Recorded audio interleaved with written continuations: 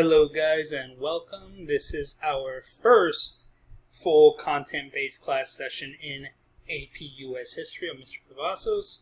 Those of you that were at Culture Week already know me, have already started talking to me, and you all know what to expect. Now, first things first, we have a little bit of housekeeping and everything to discuss, but first we're going to get into a do now.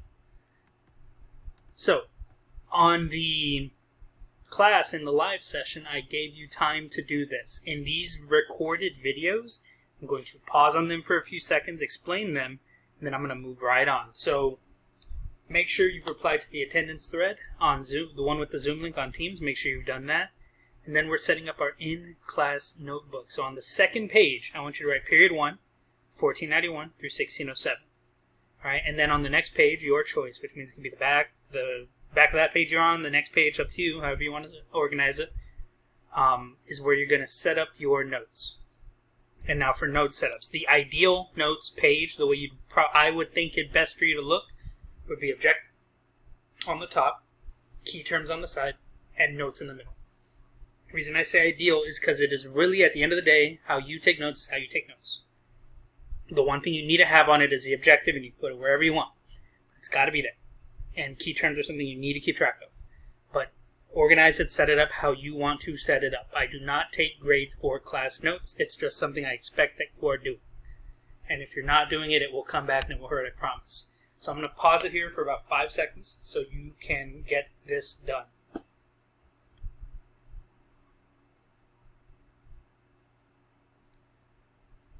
Alright, so let's move on to class structure. So, before a class, objective, key terms, main ideas of the lesson are going to be in teams. They're under the Zoom invites. It is usually going to be in the form of an image, a picture.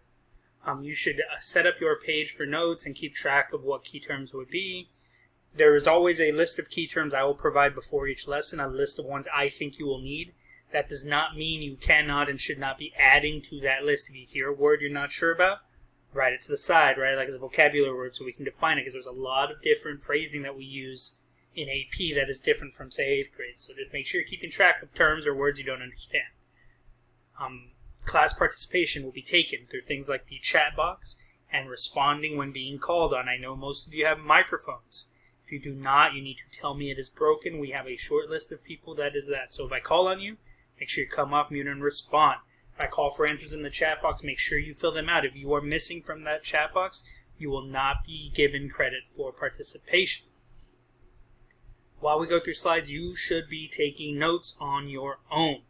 Alright, the slides will be available a little bit after class, so will the video, like the one I'm recording now. But that doesn't mean you shouldn't be taking notes in class, and it doesn't mean you shouldn't be writing. This stuff is really important if you write it in. It'll really help. Trust me.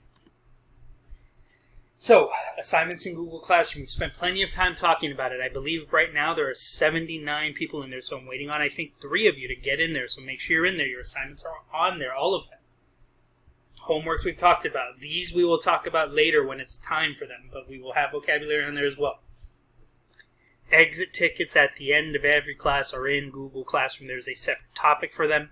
I'll show it to you today at the end. Other platforms we are using. AP Central, once that is up and running, I will let you guys know. There is something on Ideas End that is slowing that process down. I was told they are working on it first thing this morning. As of the recording of this, it is 1 o'clock and I have yet to hear anything. But as soon as I know, you will know, because we will be using it. Quizlet, same thing. When it gets closer to vocabulary, when we have a good list of terms to get down and keep track of, I will be posting them and creating Quizlets for you guys to use. If you use it already, great. Make your own, keep track, but I will have my own class sets on there in time. Office hours will be held on Teams. I will start a meeting on Teams. It'll just say office hours with the date, and you come in and come out as you need. If you have any question, even if it's just a simple little question, or if it's a complicated one, just come in, we'll get you suited out. We are going to skip the questions portion. If you have a question, send it to me on Teams.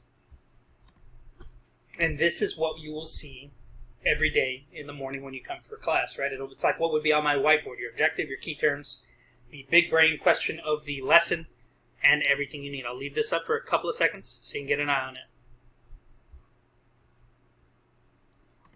And let's get into our topic. Today's topic is Pre-Columbian Societies. And what Pre-Columbian means is before Columbus. So we're going to talk about the groups that came, or that not that came, but that were here before Columbus arrived. So keep that in mind. Let's get ready to move forward. And here we go. Here is our objective. We're going to explain how and why various native populations in the period before European contact interacted with the natural environment in North America. So I'll give you about 5 seconds on the video, and then if you need it, pause it so we can move forward. The big brain question of the day, what I want you to keep your mind on as we go through this lesson, is compare and contrast the development of native civilizations based on regional environments. So you're going to tell me the similarities and differences between natives based on the environment, the land that they were living in and what region they were on. So that's what we're going to cover. Keep that in mind. You're going to kind of need to know those things as we move in and cover our exit ticket. So, the very first peoples that arrived in North America were said to have come through the Bering Sea land bridge. Now, this is way ancient times. This is, all people originated from the cradle of civilization in the Middle East. So these are way ancient times that people walked, like during the Ice Age stuff, over that land bridge and into North America where they settled. And they lived there for hundreds and hundreds of years before Europeans arrived. So that's where, if you hear Bering Sea land bridge, you might have heard of that. That's what it is. It was like a great migration into North America. But let's get started with key point 1. So, key point 1, we're starting with the spread of maize. What is maize? Maize is corn cultivation from present-day Mexico all the way up to the American Southwest, right? That supported economic development. They had trade and things like that based around cultivation of maize. Settlement advancement, irrigation. Wow, I said that backwards. Settlement, advanced irrigation, and social diversification among societies. Basically, before maize, corn, before that was a thing, people were just hunter-gatherers, just nomads. They just wandered the land. And once maize cultivation comes in, people start to settle in one place. Hey, we can stay here and keep growing this corn stuff, and we don't have to move around all the time. And that is what you get. This key point's going to stay up for another 5 seconds before I move to the next slide, which is a map. And I love maps. Alright. So, we're going to see this map a bunch of times. In fact, practically every other slide is going to be this exact map. Because I want you all to see where, and this is a map from the 1600s, but where more or less, as far as we know, native tribes lived in that time. So the maize cultivation starts right here in Mexico, and it's all the way up through here. This is like the big change around, because these terrains are not the friendliest places to live. We'll get into why and how in a little bit. So, native culture and lifestyle. There's two ways to live. There's nomadic ways and sedentary ways. Nomadic is traveling hunter-gatherer bands, and sedentary is, hey, we have a town, we have a village, this is where we live. It's different based on the region they're living in. Agricultural influences from the Olmecs and Mayans played a big part in this. Those are the three sisters, beans, corn, and squash. They're very easy to grow, and they're very nutritious. As far as politics goes, tribal councils or chiefs, it really depends on nomadic or sedentary. Nomadic tribes tended to have chiefs. Sedentary ones tended to have councils. Some of them had chiefs too. It just really depends. But they all had communal ownership, which means they didn't have a sense of property. It wasn't like Steve's land and Bill's land, and it was all the tribe's land. They all shared it in a sense. And it was a very different way than, say, Europeans would look at, land owning later on. There are 20 different language families. Algonquin, Siouan, Athabascan, I believe. But they did not have written language. It was all verbal. It was all spoken. It was all communication. Families and gender roles. There was a lot of kinship, meaning that families were closely tied and knit together. Mostly matrianal, which meant it was mostly like a family-oriented. When it's matrianal, it is a family-oriented aspect. One that is shared mainly with the mother, right? So like kind of the way we have it now, right? Moms, kids, and it goes on like that through the mother's line. Women shared, though, in labor. The only labor they didn't do was hunting. Hunting was a man's job, but everything else around the village was was shared in by women. They didn't do it all by themselves, but they shared in everything other than that. Especially the gathering, the finding things like berries and mushrooms and stuff in the terrain. If they were a farming culture, women helped with that equally. Animism. So hunting or horticultural religions. So basically what that means is it is religion based around the land and living off the land, shamans, spirit guides, natural religion. It's not like they didn't all go to church. It was more nature based oriented. Right? And it was based around where they were at, worshiping the sun, elements, things like that. They're very spiritual people, but not in the traditional way. So this map, we don't really need this one because we haven't hit a new region yet, so I'm going to move on. Native lifestyle and culture in the southwest. So the geography: arid, dry, horrible, rocky, deserts.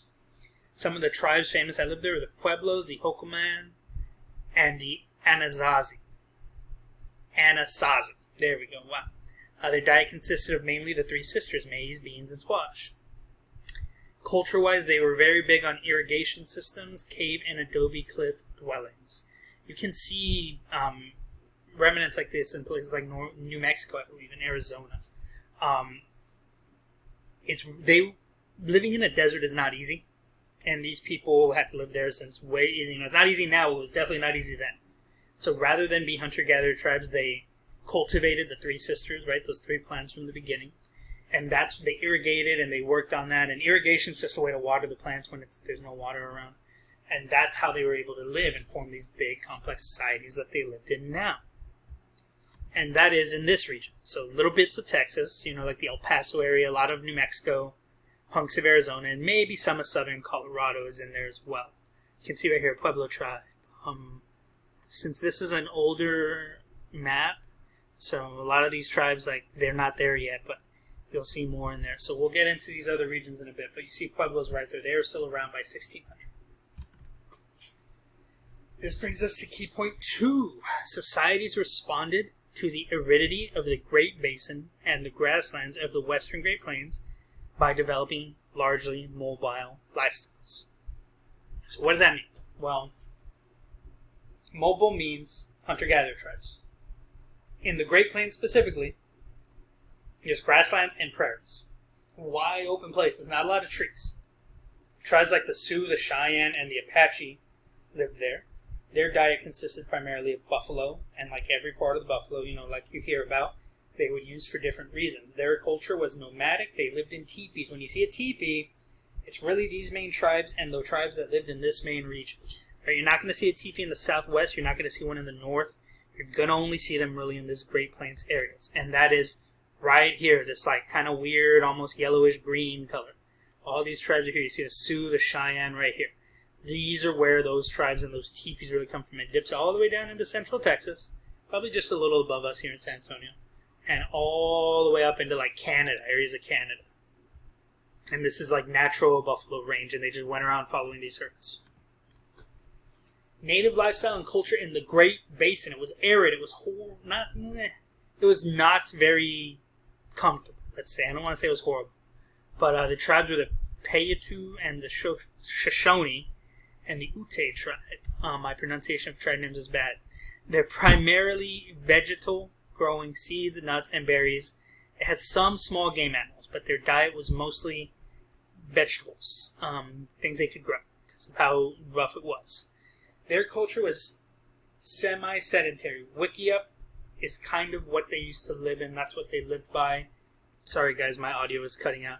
The wickiup is it's like a hut. It's kind of like a mix between a teepee and a house, whereas a teepee is just canvas and hide and sticks. This is supposed to be more permanent. It's not permanent, but it's more permanent. And that's typically what cultures in that area lived in. And again, hunting small game animals, small ones, rabbits, rodents, things like that. And vegetables was how they lived. They were semi-sedentary. And the Great Basin is that orange area right here above the southwest. So some of those tribes in there, you see the Ute, the Shoshone right up in here. So that's those tribes in that area.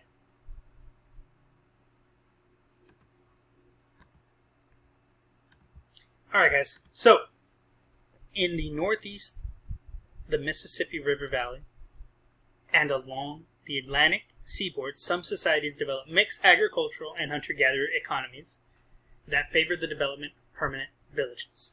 So, in these regions, if you notice, they're very close to water, hint, hint. The situation was such that they could have agriculture and hunting, hunter-gatherer things, and they had permanent villages. It was like, this was the village of, so-and-so, and it stayed there. We'll get into why and how that happens in the next slide. So, native lifestyles and culture in eastern woodlands, or Mississippi, southeast, in that area, Mississippian area, southeast area, woodlands. They had a lot of rivers. There was a river system. The Adene, the Hopewell, the Creek tribes, they had different means than others. They had maize, which they were able to cultivate. They also had beans and squash, the three sisters. They come back. Very, very, very stable crops for food. But they also had access to a lot of fish because they lived on the river. So you had groups going out to gather this stuff, and you had groups coming back, and you had a lot of permanent homes, walled homes, things that you don't see a lot of in other native tribes. They had earthworked pyramid mounds, which you can kind of see here, like the idea that the land is like hilly and different, and they build off of that and into that and build up to it, add to it. A lot of pottery, a lot of copper tools. They had chiefdoms, which are kind of, one chief in charge of whole sections of the area, almost like feudal medieval systems, if you learned anything about feudal medieval systems. And their social hierarchy and priesthood was very, very strong. It was actually there. These tribes look and sound a lot more like, I don't want to say European because they're not European, but they sound and look a little bit more familiar as far as social hierarchies and government is concerned. They have one guy in charge on top. They have a priesthood. They have a peasant class. They actually have class systems. It's not as in depth, but it is definitely there.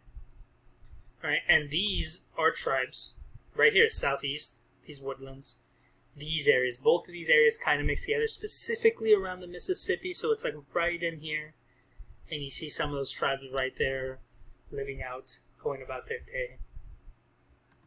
And now I want to talk about eastern woodlands and northeast more specifically. Rolling hills, dense forests. Wamapo tribe, Iroquois Confederacy, which is a bunch of tribes mixed together. Powhatan is from here. We'll talk about them in a bit in the class a little later on when they start clashing with some whiteys. Their diet was straight up three sisters, maize, beans, squash.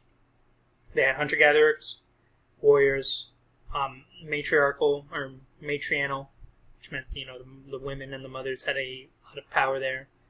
Long houses. This is a long house. That's how they lived a little different. They had access to timber. They had access to wood and things like that. They were able to build more permanent housing because they had access to it. And because of that permanent housing, they had different hunter groups. The way you picture now where hunters go out and then they come back home.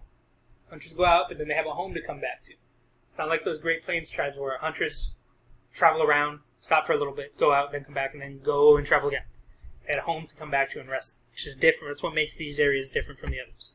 And again, that is in this woodland tribe right here that you see, this green tribe, the Algonquin. A lot of these tribes lived a little bit different versions of that. For example, if I'm not mistaken, the Mohawk really like to fight, but these are all the Iroquois Confederation tribes up there. That brings us to our last key point. Societies in the Northwest and present-day California supported themselves by hunting and gathering in the same areas, developed, settled communities, supported by vast resources of the ocean. I said that completely wrong, and it's in some areas, developed, settled communities. I apologize. But that is how this works. In the Northwest area where California is and Washington and all that, some tribes hunted and gathered, some stayed in the same area and lived off the ocean. So, the geography there, that's different. You got cedar forests. All right, Pacific Northwest tribes were the Chinook, California Great Basin, Nez, Perce. The diet was mostly fish in the Pacific Northwest, and the Great Basin, it was in the California areas, berries, peanuts, things like that they found. In the Pacific Northwest, you have plank homes, which are the ones at the top, totem poles, canoes. And in the Great Basin, California area, that's where a lot of your nomadic hunter-gatherers were, because it still wasn't quite supportive of things like this. So whenever you see a totem pole, think Pacific Northwest. And those are these areas up here. So this light blue area is Pacific Northwest, and then this purple area is that California area. So down here, the further south you get, the more nomadic you get, whereas the further up you get, the more sedentary you get. Oh, wow. Voice cut out there. This is just another map that I really enjoy. This kind of shows you what type of living people did. And the difference between here, you see the green that says hunting and the purple or the red, sorry, not purple, the red that says hunter-gathering.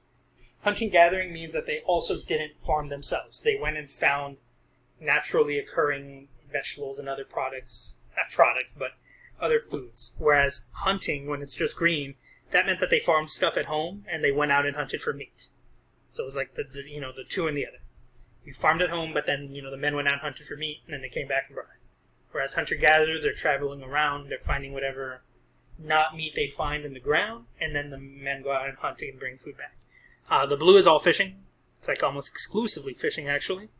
And then the purple is almost exclusively agriculture, where they were able to sit down, settle down, and grow crops. Mainly those three sisters that we keep talking about.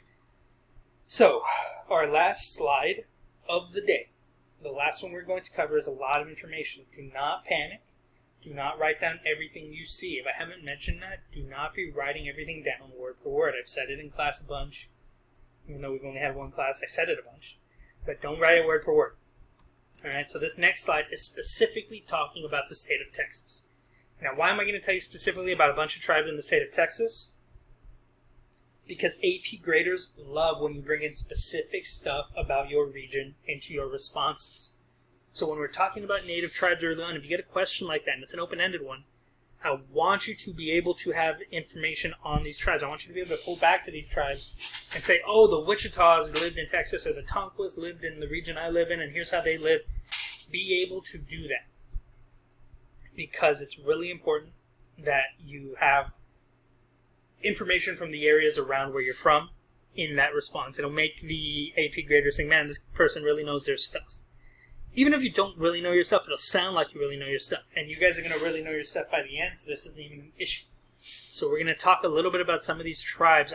To find a lot of this info, I had to dig up my old college notes when I took a History of Texas class in college. But the Karankawas along the coast were nomadic hunter-gatherers. They were expert archers. They made their own bows.